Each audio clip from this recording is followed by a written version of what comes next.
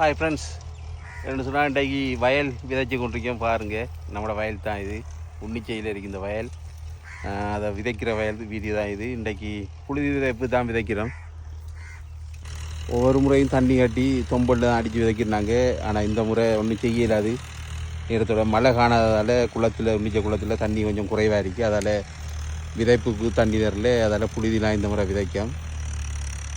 10ஆம் தேதி தான் விதைப்பு டேட் தந்தவங்க. ஆனால் நாங்கள் 8ஆம் தேதியே விதைக்க துவங்கிட்டோம். என்னென்னு சொன்னால் இங்கே வட்டை ஒரு கட்டுப்பாடு இல்லை.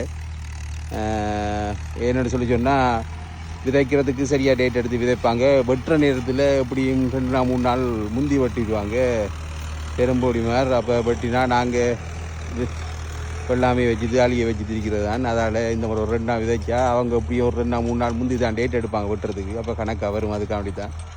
அது மட்டும் இல்லைன்னா 2 நாள் முந்தி விதைக்கிறதுக்கு காரணம் என்னென்னு சொன்னால் இன்றைக்கோ நாளைக்கோ அப்படி மழை பெஞ்சுன்னா இந்த வயலுக்குள்ளே அப்புறம் குறுமுளை கட்டி தான் விதைக்கணும். ஏன்னாடா தண்ணி கூடிடும், ஈரம் கூடுதலாக வந்துடும். இந்த பாருங்கள், இப்போயே டயர் சுற்றி பாருங்கள். இப்போயே கொஞ்சம் கஷ்டப்பட்டு தான் இந்த வரவை அடித்து கொண்டிருக்கோம்.